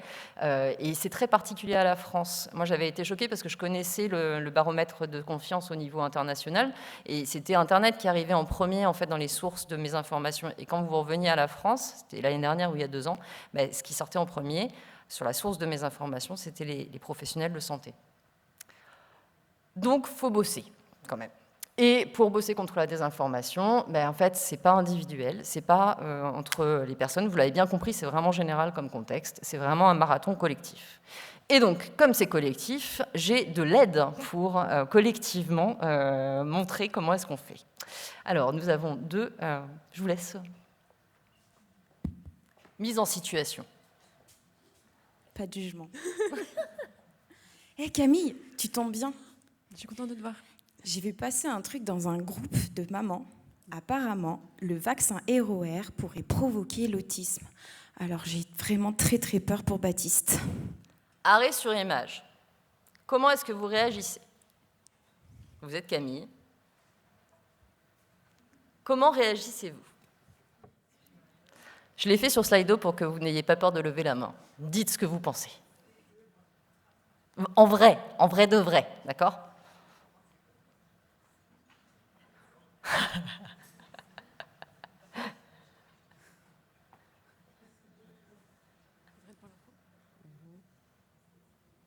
On les laisse encore. Il y avait 105 réponses tout à l'heure, donc allez, soyez honnêtes. Il y en a 29% qui sont honnêtes, en fait, là. Je vous pousse pas à ça, hein. Je suis en train de biaiser complètement le truc. 109, mesdames, c'est la solution A. Je vous laisse jouer. Non, mais ça, c'est complètement faux. Il ne faut pas les écouter. Il n'existe aucune preuve scientifique qu'il y a un lien entre le vaccin RER et l'autisme. Vous, les médecins, de toute façon, vous avez toujours ce même discours. Vous êtes incapacité de m'écouter. On a gagné ou on a perdu? On a perdu. Okay. Merci, mesdames. Un grand jeu d'acteurs. On a perdu pourquoi? Parce qu'on s'est occupé de la fake news. La bonne réponse, c'était la réponse 2.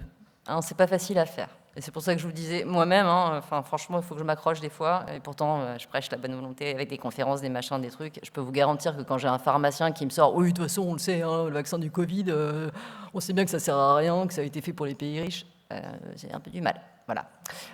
C'était même plus ça, la fois que je sais plus ce que c'était. Je crois que j'ai fait un blackout sur le truc parce que ça m'avait bloqué. Mais je me suis accroché la table parce que c'était un dîner.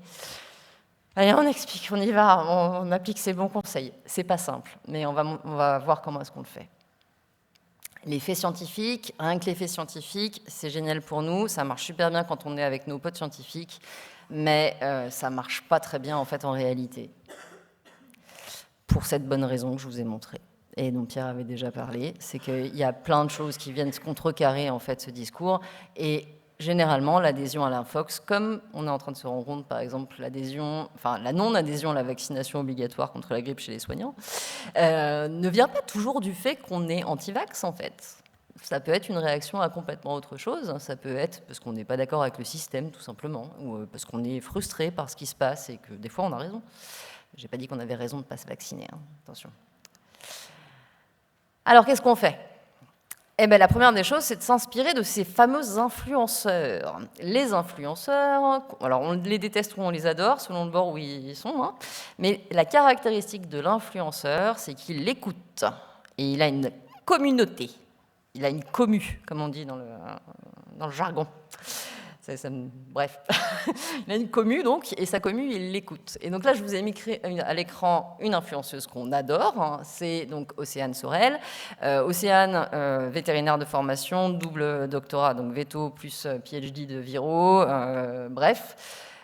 Aux États-Unis, pendant les Covid, elle se dit il faut que je fasse quelque chose. Elle va sur les réseaux sociaux, elle commence à poster des vidéos de vulgarisation d'elle pour ceux qui la connaissent pas, où elle parle de virologie, elle parle du Covid, mais avec des perruques et avec des trucs super fun et super rigolos. Et ça fait rire tout le monde. Aujourd'hui, elle a 271 000 followers. Elle a créé une newsletter. Elle ne fait plus que ça puisqu'elle la monétise. Et elle la monétise à pas très cher, mais elle a 70 000 lecteurs aujourd'hui sur sa newsletter. Et vous voyez, aujourd'hui, c'est un post de cette nuit, ça, sur Instagram. Donc, elle oscille entre Instagram et sa newsletter. Et sur Instagram, elle écoute. Elle pose des questions régulièrement à sa communauté en disant de quoi vous avez envie de parler. Est-ce que vous voulez que je traite l'antavirus ou Ebola ou si, parce qu'ils lui en ont parlé en fait dans les commentaires. Les gens lui parlent. Et là, par exemple, elle annonce qu'elle va refaire une édition sur le cadmium parce qu'il y a eu des bonnes questions suite au dernier dossier et que donc elle va reprendre ces questions pour y répondre. Et donc ça correspond à ce que je vous expliquais tout à l'heure. Elle répond aux questions des gens, même si elles peuvent paraître débiles. Elle répond aux questions des gens. Et les gens, des fois, c'est des gens avec 10 ans d'études, mais juste, c'est pas des études médicales, voilà, ou de viro. On s'inspire aussi de l'IA. Parce qu'aujourd'hui, on se rend bien compte que l'IA, elle a un gros avantage sur nous. Et je ne vous ai pas montré les stats qui mettent empathie des IA et empathie des scientifiques face à face, parce que ça fait peur. Et donc, je suis dans la partie où je ne vous déprime pas. Mais je vous ai mis un article de The Conversation qui en parle justement et qui montre comment en fait, les IA sont construites pour faire plaisir. Pour faire plaisir. Je me ferais hurler dessus s'il y avait un spécialiste d'IA qui était là, mais en tout cas pour aller dans votre sens et vous accompagner dans la réflexion, etc. Alors ils mettent plein de bonnes raisons pour ça. En fait, Au final, ça dit oui, oui, et c'est toujours d'accord avec oui. Il faut vraiment la coincer pour qu'elle vous dise qu'elle s'est trompée en fait. Mais vous voyez la pub que j'avais enregistrée, enfin j'avais fait une copie d'écran l'année dernière parce que ça m'avait halluciné. Ça, c'était les pubs de Copilot de l'année dernière. Donc Copilot, c'est Microsoft, hein, c'est l'IA de Microsoft que vous avez intégré dans Word et tout ça. Besoin de soutien sans jugement. Okay, donc vous avez en face de vous des gens qui vont être de plus en plus habitués à ça. Et quelque part, quand on est dans un parcours patient ou dans une trajectoire de santé où on ne trouve pas le bon interlocuteur, on voit son médecin un quart d'heure et qui ne vous ausculte pas, etc. Enfin, il y a plein de défauts aussi dans notre magnifique système qui est extraordinaire pour plein de choses, mais il y a aussi toutes les tensions qu'on connaît bien et la réalité, c'est que les gens vont chercher ailleurs. Donc je crois que c'est 50% des gens qui vont en France qui vont chercher qui posent des questions à l'IA de santé. Et ça, c'est les 50% déclarés. Voilà.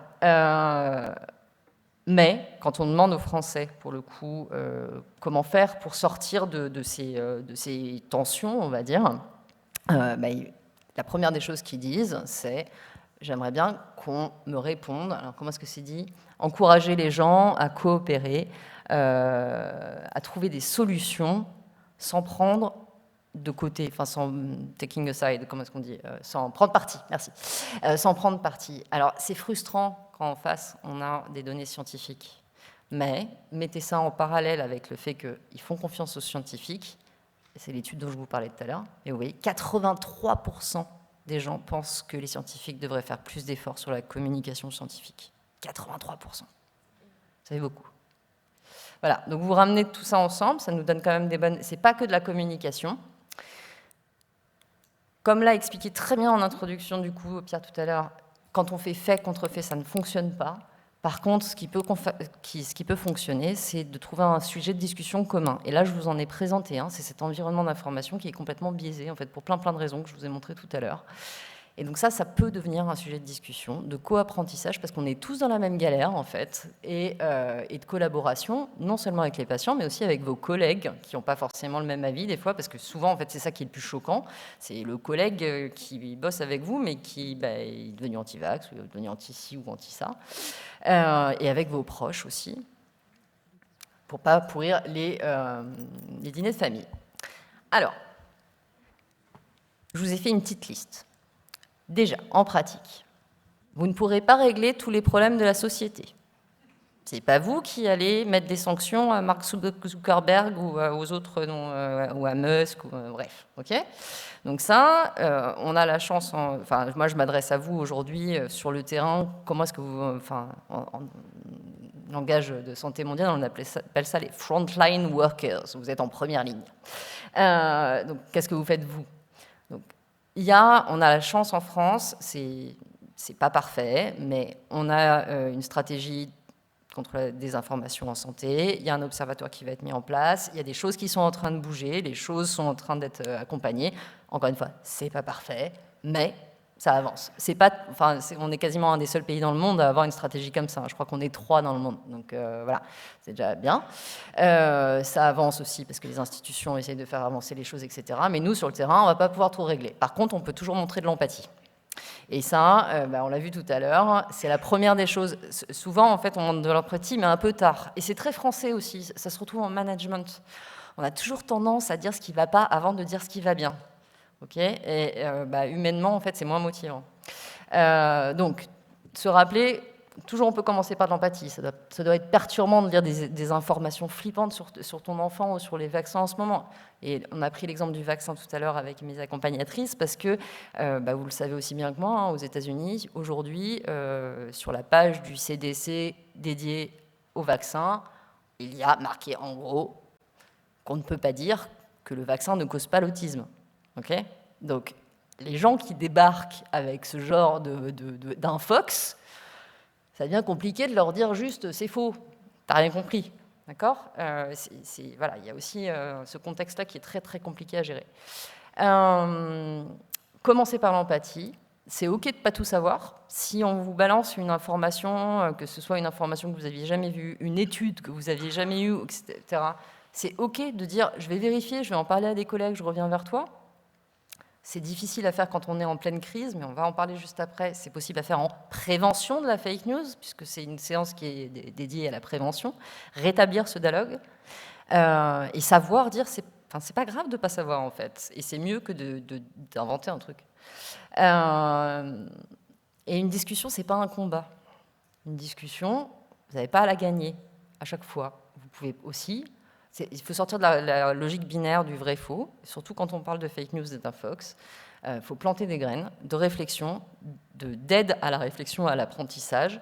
Et ça va pousser au fur et à mesure, plus on le fera. Et parler de l'environnement d'information, les renvoyer où est-ce que tu as trouvé ça? Est-ce que tu as trouvé une source sans juger l'information est vraiment une très très bonne façon de le faire. Donc, je vais terminer par quelques outils. Des outils que vous pourrez retrouver sur ma newsletter, parce que comme on expliquait tout à l'heure, en fait, moi, un des moyens que j'ai trouvé de mettre à disposition du plus grand nombre d'acteurs de santé, qu'ils soient soignants, mais aussi les aidants, mais aussi tous les types d'acteurs de santé. En santé des femmes, il y a énormément d'associations, donc ceux qui font partie des associations, etc., qui sont très engagés en fait sur ces sujets-là et qui ont plein de connaissances maintenant, mais il faut aider aussi à essayer de protéger contre la désinformation. Donc j'ai créé cette newsletter. Et tips, il y a une toute petite monétisation dessus, mais il y a 7 jours d'essai gratuit, vous pouvez tout télécharger. Bon, je ne vous l'ai pas dit. Et si vous voulez me souvenir, après vous y allez. Mais vous avez les 7 jours gratuits. Donc, outils pratiques que je vous recommande. Alors celui-là, c'est Badvax, c'est un outil assez génial. Alors, le pre-bunking, c'est la vaccination psychologique contre la désinformation. C'est vacciner contre apprendre à repérer les techniques de mésinformation ou d'infox. C'est vraiment, ça marche des fois beaucoup mieux que le fameux debunking, qui est le fact-checking, qui est de dire non, c'est faux. Voilà. Parce que ça permet aux gens de repérer eux-mêmes. Donc, il y en a un qui a été créé par, j'ai perdu le nom de l'université, une grosse université, Cambridge, par des psychologues de Cambridge. Ça s'appelle Badvax. Normalement, ça bouge, mais là, ça bouge plus. C'est pas grave. Donc, c'est un jeu où vous allez vous retrouver dans la peau du méchant qui fait de la désinformation. Donc, votre but, c'est d'avoir le plus de followers possible, et vous allez utiliser toutes les mauvaises toutes les techniques de désinformation, et pour gagner des followers, d'accord? Donc en jouant les 4 personnages qui sont en dessous, vous pouvez y jouer, je vous conseille d'y jouer sur Chrome, parce que c'est un jeu qui n'existe pas en français, il est qu'en anglais, mais sur Chrome, vous avez une petite case à cocher pour traduire en français, et je l'ai testé, la traduction est très bien faite. Donc c'est en ligne, vous pouvez y jouer comme s'il était... Voilà.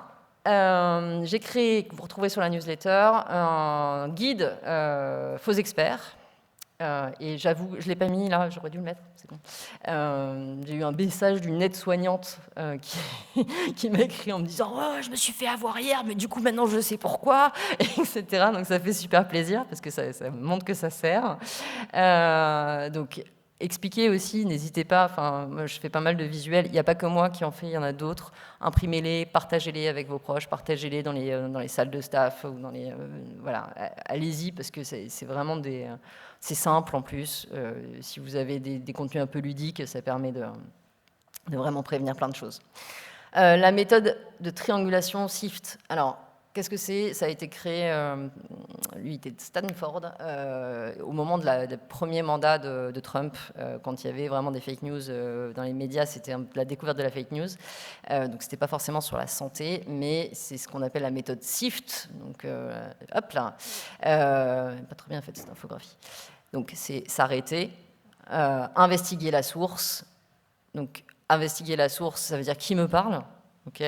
Se poser la question qui me parle, fouiller pour savoir ce que les autres en pensent, donc ne pas rester dans la source, ne pas continuer à plonger en fait dans le trou de la source là où on veut vous emmener, et dans des informations qui vont vous faire penser, qui vont vous mettre encore plus profond dans la fox, mais fouiller pour aller voir ce que les autres en disent, donc rien qu'ouvrir un autre onglet sur votre navigateur et aller taper fact-checking, enfin l'info et puis fact-checking à côté, ou même d'aller dans Wikipédia pour regarder ce qui se passe, et trouver, quand c'est un chiffre ou quand c'est une citation, trouver le contenu originel, donc le contexte originel pour renuancer.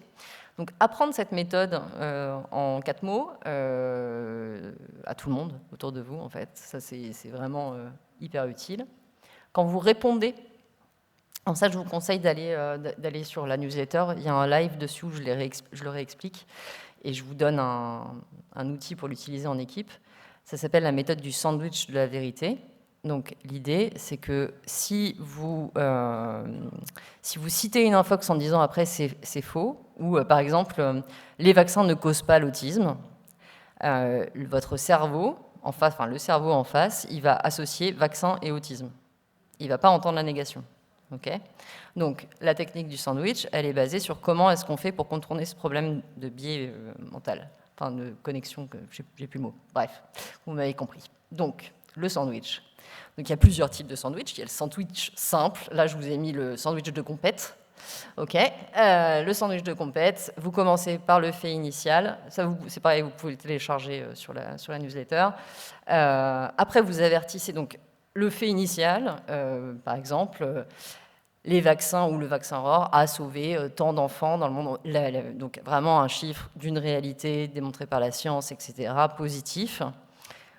Le mythe, donc, dans l'avertissement, pardon, aujourd'hui on entend beaucoup de discours qui disent le contraire et de gens qui essayent de démontrer que cela est faux. Par exemple, donc, on arrive au mythe. Le troisième, donc, par exemple aux États-Unis, on a des antivax qui ont pris le pouvoir quelque part au ministère de la Santé et donc ils sont en train de faire des campagnes prétendant qu'il y a un lien avec l'autisme.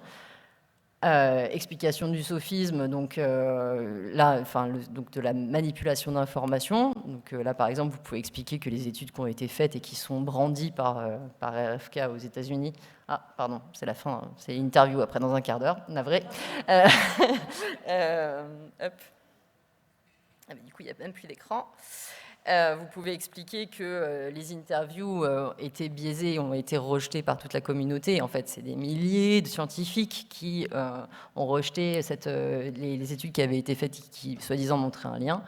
Vous pouvez aussi carrément donner accès à une étude. Il y a une grosse étude qui a été faite en Suède, si je ne dis pas de bêtises, il y a moins d'1 an sur justement les liens entre... ils ont suivi des cohortes d'enfants pendant une vingtaine d'années. Voilà, donc n'hésitez pas à donner les liens, accès à ces études-là aux gens qui vous sortent des infox plus grosses creux, parce que en fait, si vous les avez et que vous leur donnez, ça donne de la considération, en fait. Ça leur donne... ça leur montre que vous ne rejetez pas en bloc et vous ne les traitez pas d'idiots, en fait. Donc c'est hyper important pour garder le lien. Et enfin, renforcer la première. J'espère que c'est clair. Quand vous avez c'est pareil, vous pouvez aussi le télécharger, c'est les différents types de manipulation d'informations. Donc les faux experts, on en a parlé. La logique tordue, avoir des attentes impossibles à trouver, donc à prouver. Par exemple, qu'est-ce qu'on a donné comme exemple là ? Les études sur ce médicament donnent un recul d'uniquement 5 ans, on ne peut rien affirmer, alors que, en fait, en 5 ans, on a déjà fait toutes les études qu'il fallait, etc. Mais c'est vraiment comment est-ce qu'on tord la réalité pour vraiment donner des attentes irréalistes. Ce qu'on appelle le cherry picking en anglais, picorer les cerises en français, c'est beaucoup plus bucolique. Donc c'est le chiffre. Désolée, ouais. Il reste très peu de temps sur les questions. Et c'est ma dernière slide. Voilà. Et le complot. Et dernière slide, renvoyer vers des sources. Donc on en a plein en fait, donc des trucs de fact-checking. Ou des influenceurs médicaux, et là je vous en ai mis 3, donc Mon Gynéco que vous connaissez, Océane, et puis FX qui est sur les urgences. Et puis rien que le santé.fr, vous avez une grosse page décryptage où ils prennent les questions des gens et ils répondent aux questions des gens. Voilà. C'est maintenant qu'il faut agir, parce que pendant la crise, en fait, on n'aurait plus le temps. Donc c'est vraiment ces mécanismes-là, il faut les mettre dès à présent en marche. Et voilà, c'est fini.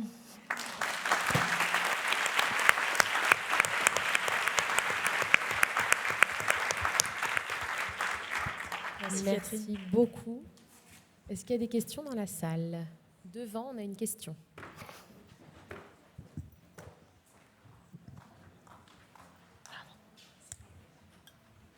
Bonjour. du coup, j'avais une petite question sur les techniques dont vous nous avez parlé, l'empathie. Enfin, vous nous avez dit qu'il faut être empathique, il faut dire qu'on va aller vérifier l'info, etc. J'ai l'impression que c'est possible dans un échange oral avec quelqu'un. On est d'accord qu'une infox sur les réseaux sociaux, on ne peut pas avoir ça. En fait, il y a cette instantanéité qui, j'ai l'impression, ne permet pas de prendre ce temps de l'empathie, etc. Est-ce que ça sert à quelque chose, au final, de vouloir contrer une infox sur les réseaux sociaux directement? Alors, on peut le faire sur les réseaux sociaux. Il y a plusieurs choses dans votre question. Déjà, est-ce que ça sert de répondre sur les réseaux sociaux? Oui et non. Comme je l'ai dit, c'est une toute petite partie, les réseaux sociaux, et puis souvent, c'est la partie énervée. D'accord? Donc, comme le disait Pierre tout à l'heure, des fois, ils attendent juste de hurler en face. D'accord? Donc, si vous sentez, ça dépend de qui vous avez en face. Si vous voyez que c'est une communauté, par exemple, de parents ou de gens qui sont vraiment inquiets, en fait, ça vaut le coup de prendre la parole, surtout si vous êtes soignant, etc. Mais oui, vous pouvez complètement appliquer les mêmes méthodes. Gardez en tête, surtout sur les réseaux sociaux où vous ne les avez pas en face de vous, vous n'êtes pas là pour gagner. Vous êtes là pour donner de l'information et la laisser vivre. Donc, commencez par montrer que vous n'êtes pas là pour dropper seulement un fait scientifique, mais pour dire « je comprends, c'est super dur, c'est hyper flippant, etc. » Par contre, voilà, je t'invite à lire ça. Je t'invite à lire tel article de vulgarisation, ou je t'invite à aller voir telle chose. C'est possible de le faire. Alors, je vais essayer d'adapter, mais l'année dernière, j'ai participé à... Je ne sais pas si vous connaissez les méthodes d'entretien motivationnel. Ça vous dit quelque chose? Ouais, voilà. Il y a une association à New York qui l'a transformé pour les communautés en ligne, justement, pour former les gens, les soignants notamment. Donc je l'avais fait avec ma boîte, on leur avait fait leur formation, etc. On avait créé, mais ils l'ont pas encore traduit en français. Ils me disent on va le faire. Et puis voilà, on va finir par le traduire en français. Mais ça donne des bonnes bases. Donc en fait, en reprenant les idées de l'entretien motivationnel, on peut vraiment fonctionner sur les réseaux sociaux. Le truc, c'est déjà se protéger soi, ne pas se mettre en danger. Encore une fois, vous n'allez pas régler tous les problèmes de tout le monde. Par contre, en communauté, tous, si on s'y met tous un peu, voilà. Moi, encore une fois, les réseaux sociaux, c'est pas la réalité. Ça fait beaucoup de bruit, on est d'accord, mais il n'y aura jamais rien de mieux que de l'humain, et déjà, si on fait ça, c'est déjà top. Donc, c'est pas grave si vous n'êtes pas tous sur les réseaux sociaux, hein. Enfin, voilà, arrêtez de vous dire qu'il faut absolument, parce que vous êtes soignant, que vous preniez la parole. C'est chaud d'être sur les réseaux sociaux aussi, ça peut être super violent, et on peut être poursuivi et tout après. Voilà, ça pose des vraies questions. Et pour tout vous dire, je suis en train de faire un master d'éthique, et ça va être mon sujet, parce qu'il y a des tensions éthiques derrière, en fait, en termes de changement de discours. Okay. D'autres questions? Oui, vas-y. Plutôt sur le début de la présentation, ouais. Par rapport à l'IA. Ouais. Est-ce que l'IA, c'est lui? Est-ce qu'il sait faire la différence entre une info et une infox?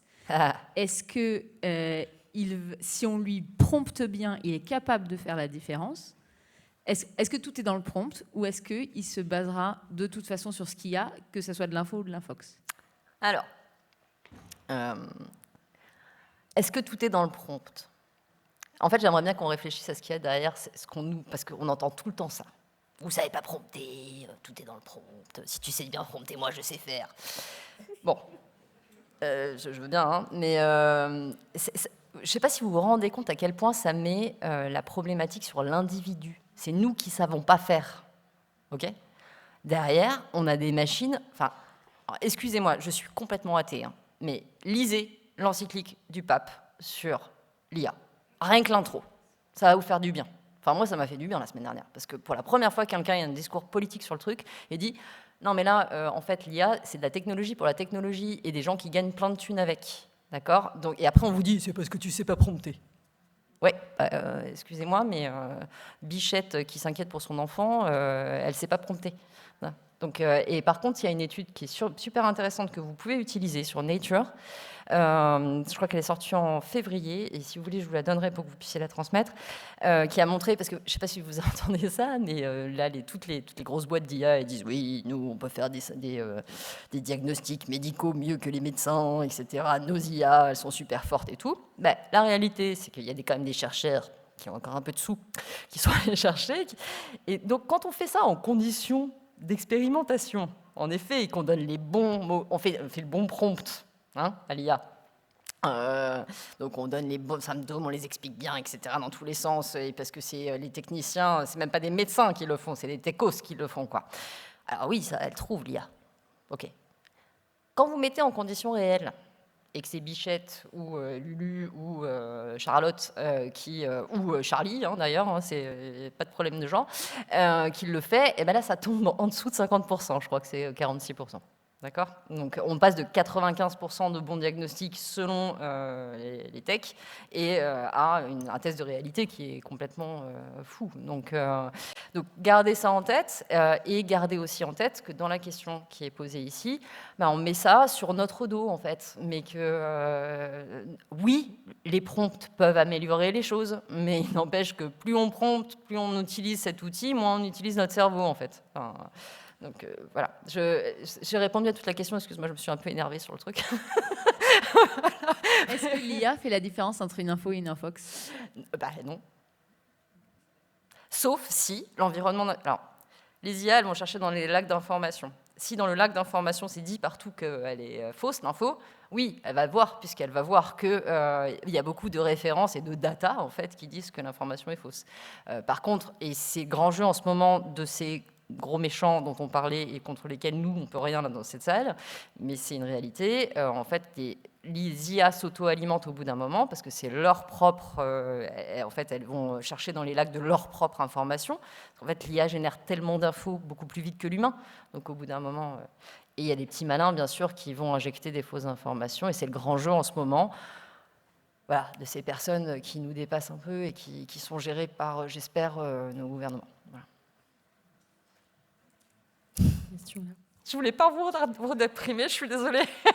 Mais voilà. Merci beaucoup pour cette superbe présentation.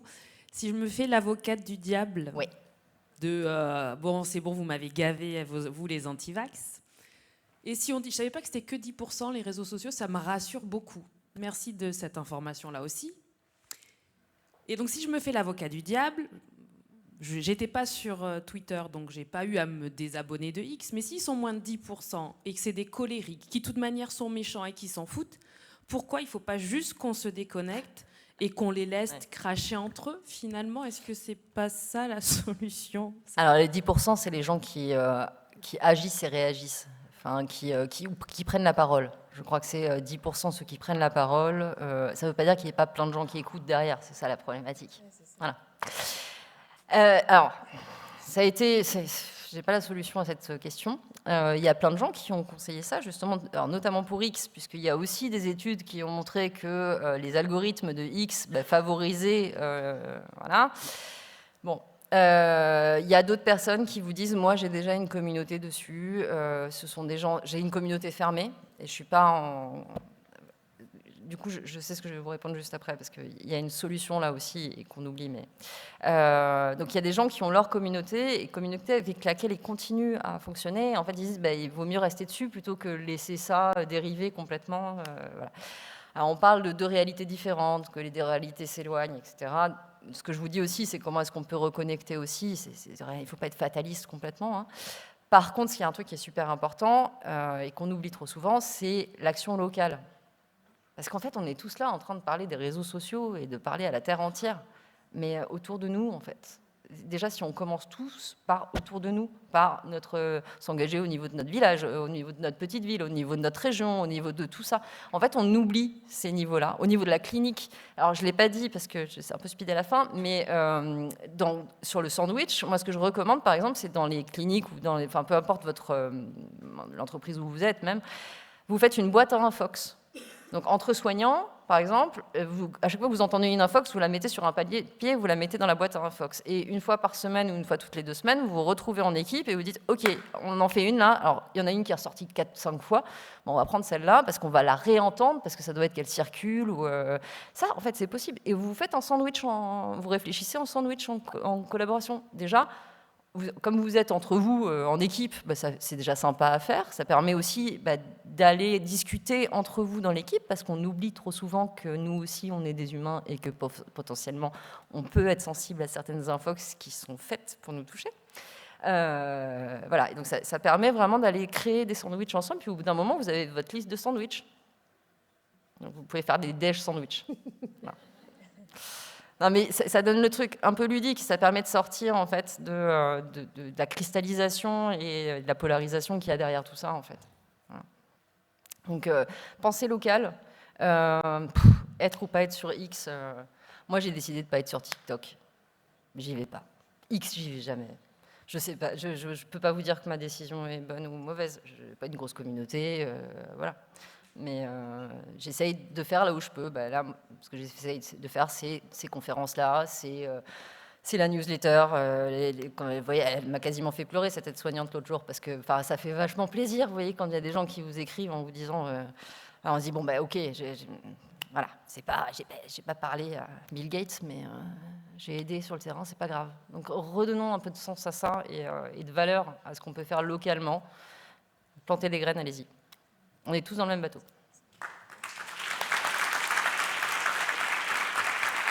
On a beaucoup de retard déjà, donc je pense qu'on va devoir s'arrêter là, mais merci infiniment d'avoir fait le déplacement. Et vous pouvez me joindre sur LinkedIn si vous avez des questions ou vous avez envie de discuter. Ok ?